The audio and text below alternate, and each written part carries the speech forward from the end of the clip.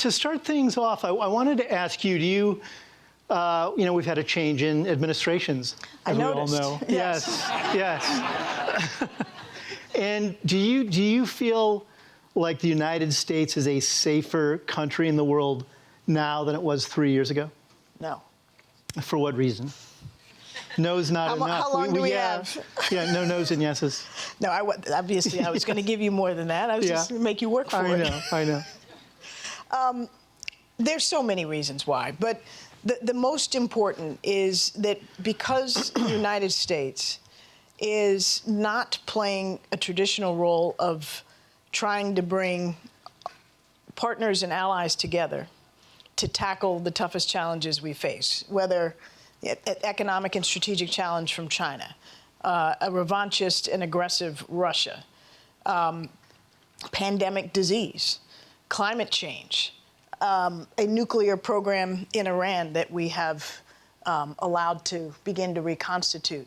We are not employing our greatest strength, which is our capacity to bring other allies and partners along with us. And we've squandered the goodwill of many of those allies by denigrating them, by making everything transactional, by failing to tell the truth on multiple moments every day. We are not trusted to be a steady, principled leader on behalf not only of our own interest, but of a greater global interest. And at the same time, we have elevated and lionized our adversaries and denigrated the men and women of the national security community in this country, our diplomats, our intelligence officers, our law enforcement officers, our civilians who serve in all agencies of government. And we've essentially said that, out of the words of the President of the United States, he'd much rather trust what Vladimir Putin or Kim Jong-un says than what the experts sworn to serve this country patriotically and apolitically say and do every day. Do you think there's a bipartisan consensus in the intelligence community, the national security community, and the law enforcement community about what that represents? Or do you think there are deeper divisions that the public's not aware of? Are you talking about within these career career civil servants who have spent their lives in these institutions and monitor national security, monitor intelligence activities, but are of different political persuasions, but care about the work. Do you think there's a consensus view of what this means? Well, I think there's certainly a majority view that would reflect what I described. I think consensus, when you're talking about tens of thousands of people or hundreds of thousands of people, is hard to gauge. But no, the people who work in our national security agencies understand very concretely the necessity of maintaining our alliances and partnerships, because there's literally not a problem on the globe that we can tackle effectively purely through unilateral U.S. action. So let's sort of play choose your own adventure. Let's You're giving me flashbacks. I'm going to give you. I'm sorry to do that. 4 countries, and I would like you to sort of rank them in terms of how you see them as a potential national security threat to the United States: China, Iran, North Korea, and Russia. And could you just tell us a little bit about why you would rank them? Okay, well, I'm going to do this in the moment. Okay. Not in terms of their long-term capacity to be a threat, but how I would perceive them today. I'd put Russia number 1. Why? Because Russia is actively and aggressively trying to undermine the United States' standing in the world, our national cohesion, our ability to concert with allies and partners. And they're doing it not only by attacking our democratic institutions, but also by every day pitting Americans against each other through social media and other means. And their aim, quite frankly, is to cause us to disintegrate from within by pouring salt in what is already a series of domestic political divisions. And then they're propagating false information. They're sending troops everywhere from, Syria to Libya to the eastern parts of Europe. And they are working actively to weaken the United States and our Western alliance partners. And so I perceive that as the most proximate and urgent threat that we face. Again, in this moment, I would say that North Korea is probably next in terms of its potential to be very threatening to the United States. It continues to build its nuclear arsenal. It continues to test its missile systems. And even though President Trump has exchanged meetings and love letters with Kim Jong-un, the thing that we care most about that threatens us is North Korea has the capacity to put a nuclear weapon on an intercontinental ballistic missile. And we have reason to believe that, not certainty, but reason to believe that they have the capacity for that missile to successfully re-enter and strike the continental United States. And while we're exchanging these love letters and happy meetings, which I don't oppose, by the way, if they were leading to something concrete, the pressure is now off North Korea. The Russians and the Chinese have eased sanctions. South Korea and Japan are not on good terms, which is essential to our ability to project strength in the region. And the American people, I think, have been lulled into a false sense of security about what North Korea represents. Next on the list, I'd put not Iran itself as a proximate threat in the moment, but Iran, I think, by virtue of the way it's behaving in the wake of our pullout of the nuclear deal, and meaning broader instability in the Arab world?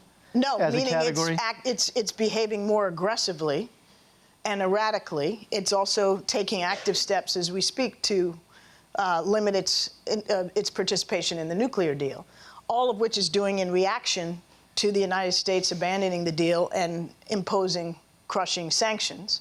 And it's doing it really to try to get the United States and the European partners, in the absence of the United States, to ease the pressure on them.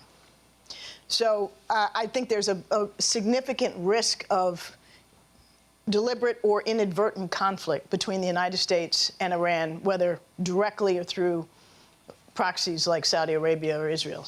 And then, of course, China, I think, is a very significant long-term potential threat, where right now it's a very serious competitor and economically and strategically.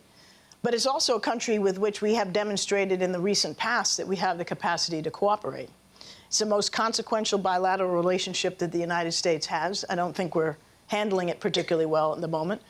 But we have real avenues into the relationship with China that we don't with, obviously, North Korea, Russia, or Iran. Oh, absolutely. And so the challenge with China is on a longer horizon. It could become a proximate threat if we drive in a direction that maximizes the prospects of confrontation, whether economic or strategic. But I don't think that it is poised nor interested in conflict with the United States today. So let's play this game a little longer. Is Moving away everybody from having fun with this game? yes. What types of warfare or national security threats do you think are more perilous right now? Say a gamut running from cyber warfare and conventional warfare to nuclear proliferation and terrorism. Do you have sort of a hierarchy in your mind of what types of threats to the United States right now are front of mind? Are front of mind or should be front of mind? Either. I mean, what are front of mind for you and what aren't front of mind enough? Well, I think you have to base your hierarchy on that which can do the greatest damage. So obviously, not just nuclear proliferation, but use of a nuclear weapon is number one, given the potential for that to kill, vast numbers of people. Another one that I would put in that category, but of a very different caliber and not one you mentioned, is the risk of pandemic disease. If we were to have, and we are due, a pandemic flu on the scale of what we saw in 1918, or even in the 1950s, that would be more deadly and devastating than many of the military threats that we're accustomed to thinking of.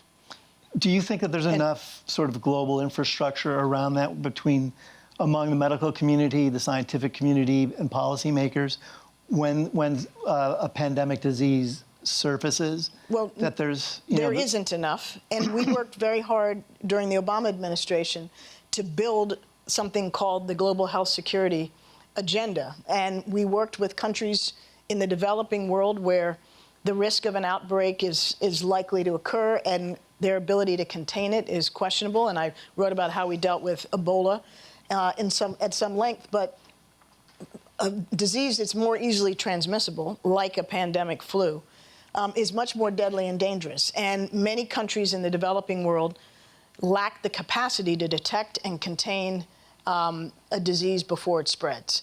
So what we did in the Obama administration is to bring the international institutions that are relevant, like the WHO, and developed countries around the world to partner with developing countries to provide the kinds of resources and infrastructure so they can build that capacity. It's somewhat about scientists and doctors, but it's really about disease surveillance, detection, labs and containment capacity. And what's happened subsequently is that this administration has evinced far less interest in the challenge of global health security. It's dismantled the office, for example, at the White House that we established to work on that. It is not actively engaged, as we were in 2014, in trying to address the Ebola epidemic that is now broken out in Central Africa, the second most deadly to date. It has rolled back a lot of these investments in global health security, not entirely, but substantially. And without U.S. leadership on this, and as so many other issues, we are unable to muster the kind of collective action that's necessary to press ahead against such a challenge. And the goal is to be preventive and get ahead of it rather than reactive when the next crisis occurs. What about information warfare? That sort of has surfaced in the national mentality in recent years, but it's obviously, information and news has been weaponized essentially. Do you see that is in a hierarchy of threats? Is that one that you would add to the mix? There are lots I'd add. I was trying to give you them in some kind of rank order. And my hierarchy depends on the amount of lives it could threaten. So I think information warfare, I think cyber threats, which could lead to loss of life in certain circumstances, all merit real attention. But I do think that there are, the ways in which information can be weaponized you have to have some imagination to think about how that results in lots of loss of life. Right. So it's important. Look, when you're in the role that I was in as National Security Advisor, you don't actually get the luxury of playing this game and saying, okay, well, I'm going to worry about this, but I'm not going to worry about that because, the odds of that happening are not as high as this happening. And, we haven't had nuclear war, so I'm not going to really worry about that. You got to kind of worry about all of them and be... And some of it just hits you in the face on a day-to-day basis. And you've got to be, structured and organized to try to stay ahead of these, which means that you have to be able to walk and chew gum at the same time and jumping jacks at the same time you're doing that. And that means you have to have really skilled, empowered teams that are tracking each of these challenges and, by the way, the opportunities. Because the job is not just to, manage the inbox and the world of threats that's coming at you. It's actually, if you're doing it right, trying to seize opportunities to leave things a bit better. And that's why we pursued the opening with Cuba, and that's why we pursued the Paris Climate Agreement. That's why we pursued the Iran nuclear deal. These were all in the category of optional nice-to-dos that we thought would be beneficial if we could get them done, even as we had to deal with the Ebolas and the ISISes and, the Russian interference, the list of things that we didn't ask for, but nonetheless they arrive. Right. Speaking of information warfare, recently President Trump responded to your criticism of his decision to withdraw from troops from Syria, on Twitter, of course. He said Susan Rice, who was a disaster to President Obama as National Security Advisor, is now telling us her opinion on what to do in Syria. Remember, and then in all caps, red line in the sand, question mark. Are you going to read my response? Well, I didn't know if I thought I would let you say your own response. I thought your response was live and interesting. Well, the context is I'd literally just been on the Bill Maher show. And I walk off the set, and the producer says, did you see President Trump's tweet? And of course I haven't seen his tweet. I was just, So he shows it to me, and I think you read it accurately. And I thought to myself, well, this is interesting, because the red line was in 2013. And in 2015, I had my first and only encounter with Donald Trump. And so I tweeted back, and this is an exact quote, then why did you come up to me at the 2015 White House Correspondents' Dinner and hug me, which was totally gross when we'd never met before, and whisper in my ear that I'd been very unfairly treated over Benghazi and I was doing a great job for our country? And then I tweeted, of course, the page reference in the book, Tough Love, that explained that scene. And then, of course, journalists like The Hill, who had taken a picture of this encounter, started putting them out. So, usually when President Trump attacks me, I wear that as a badge of honor. In this case, I thought he deserved a little taste of his own medicine. As it always is with President Trump, when he tweets about something, it's usually part of a larger topic that's grabbing people's attention, in this case, obviously, Syria. And your criticism came out of the fact that probably a week or so prior to him tweeting at you, he had 2 weeks. He had decided to withdraw U.S. troops from northern Syria. From your perspective, where does that leave us right now? In northern Syria, what do you think it means about our relationship with the Kurds? How should other allies globally look at what that means about our relationship with the Kurds? And then there's Turkey in all of this as well. So, sorry, there's probably 3 questions embedded in that one question. But it's all closely related questions. Yeah. I really think, and I may have used words to this effect in that interview that he reacted to, that the withdrawal of our troops from northern Syria was a strategic catastrophe. And it was a strategic catastrophe for multiple reasons. We had less than 1,000 U.S. military personnel still in northern Syria. But what they were doing very efficiently and economically was critically important.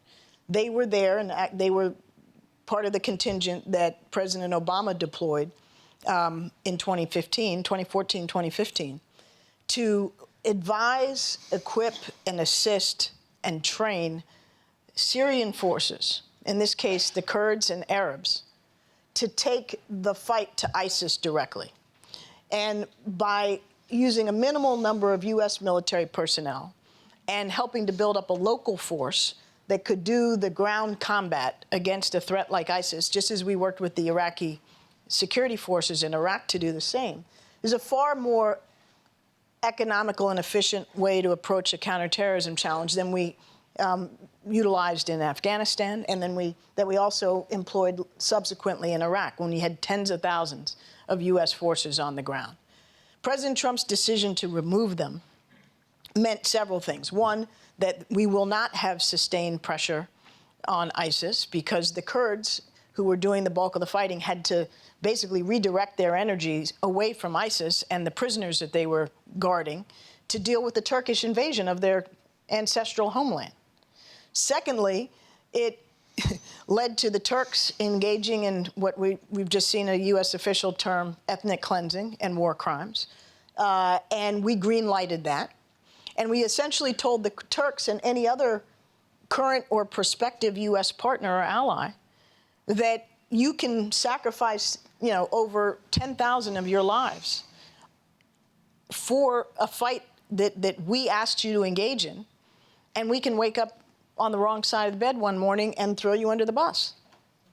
So why would the next potential counterterrorism partner choose to work with us, leaving us, therefore, having to do the bulk of the job ourselves, back to the use of heavy ground forces? What do you think Poland and Israel and South Korea deduced from our quick readiness to abandon the Kurds? These are countries that rely on the United States and confidence in our enduring partnership. And they have good reason to question it now. And who benefited? Not only ISIS, not only Turkey, but very directly Russia and Iran, and of course the Assad regime. Russia's, happily occupying American bases right now, and have reestablished a presence in northern Syria that Assad and they had been denied for years. It's a strategic catastrophe, and I think it's one that's going to be extremely difficult to recover from. Looming in the background of what you're talking about right now is this issue of process and diplomacy and military advisors, and the way that network of operatives and thinkers work together in Washington and abroad to arrive at solutions. And you might have heard there's also an impeachment inquiry going on right now in Washington. And at the heart of that, anybody heard about that? And the president's interactions with Ukraine is it involves a number of diplomats and career civil servants who have their hands on the wheel day to day around policy. And as you look at that event and what we know about what's emerged in that thus far, one of the arguments that the president's supporters have had about this is that this is how diplomacy works. There's always horse trading. And of course we muscle people, and there's, quid pro quos aren't unusual, et cetera, et cetera. As you look at this, what do you think? I've been in the world of diplomacy for over 25 years. And absolutely, we ask, cajole, pressure countries and non-state entities to do things that we want them to do. But the things we want them to do are things that serve U.S. interests and U.S. policy. So join with us in effort to, sanction Russia for its invasion of Ukraine and Crimea, or come with us, help us fight the Ebola epidemic, or join with us in Afghanistan, or you're behaving really badly on democracy and human rights. So it's going to be an obstacle in our relationship. But never, ever in my experience have I seen the United States, or a president of the United States, no less, use pressure to extort or coerce a foreign government to do the president a personal political favor or a personal financial favor. And so what is uniquely different, abusive, and corrupt about what appears to have happened is that he's employing appropriated funds that are meant to help a partner facing an ongoing war and occupation from our greatest adversary, as we've just discussed. And we were withholding that aid not in the service of a broader policy agenda, but in service of the president's personal political interest in trying to manufacture false dirt on his perceived political rival, Joe Biden. What's interesting about your observation is John Bolton has had a similar observation, and he couldn't be on a completely different, part of the political spectrum from you. Is in that sort of context of things, do you think there's going to be long-term damage from these kinds of things to the way that the Foreign Service and the diplomatic corps operate? And is there a longer-term risk that would go beyond this administration, and that isn't about ideology or partisan politics, but is about process? Are you worried that there's going to be long-term damage? Well, I think there's long-term damage whenever countries perceive that the President of the United States is not acting in the U.S. national interest. So that's long-term damage, and we could spend more time than I know we have on that. Yes. But beyond that, to say to the men and women who serve this country day in and day out, regardless of administration, on a purely professional and patriotic basis, that their work, their commitment, their truthful service is to be discarded, is damaging. It's going to be that much harder, I think, to recruit and retain and promote the best talent at a time when we desperately need it. I think we're a little over time. I'm going to get one last quick thought in from you. At the very end of your book, you've got a great chapter about about your concerns about political, social, and economic polarization. And you have this wonderful quote or wonderful writing in there. You say, we live apart, pardon me, you say, we live apart in our own bubbles and resist any disturbance to the comfort of our self-imposed cocoons. What do you think is the cost of that kind of polarization, and what's the way out? I write it in the last chapter of Tough Love. The chapter is called Bridging the Divide, that I believe our domestic political divisions are actually, at the moment, our greatest national security vulnerability. And I say that for several reasons, but I'll give you just two examples. One, our political polarization and our divisions are preventing us in Washington from accomplishing even basic legislation that would advance our ability to compete, say, with China in the 21st century. We can't even get money approved for bridges and broadband and airport renovation so that we can attract investment and compete as we need to. Secondly, and more importantly, our adversaries have figured out that our domestic divisions are our greatest weakness, and they are every day working to exacerbate them, as I said when we were talking about Russia.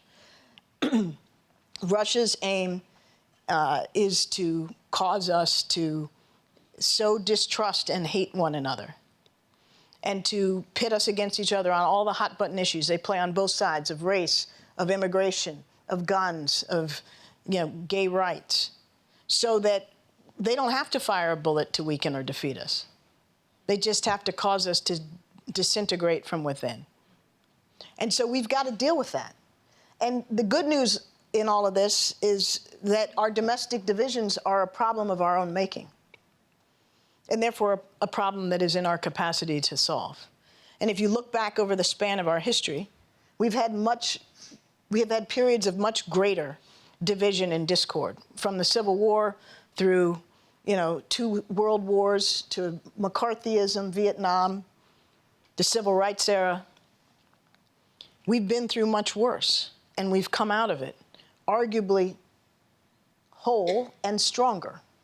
So we can do this, but as I write in the book, it's going to take deliberate and intentional change on all of our parts, beginning with us as individuals and how we relate to those with whom we differ, whether we're prepared to listen to and understand and try to respect differences, as I'm forced to do every day in my household, as the mother of a very progressive daughter and a very conservative son.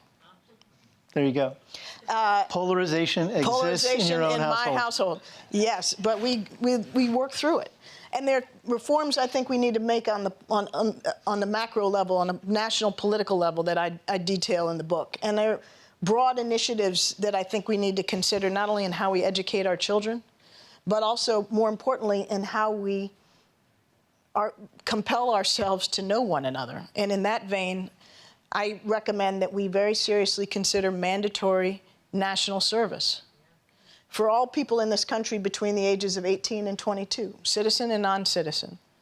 If for 6 to 12 months, every person in that age group had to live with, work with, cooperate with people from vastly different places, backgrounds, socioeconomic circumstances, on a common project for collective benefit, reforestation, laying broadband, rehabilitating inner city schools, we'd be a really different country.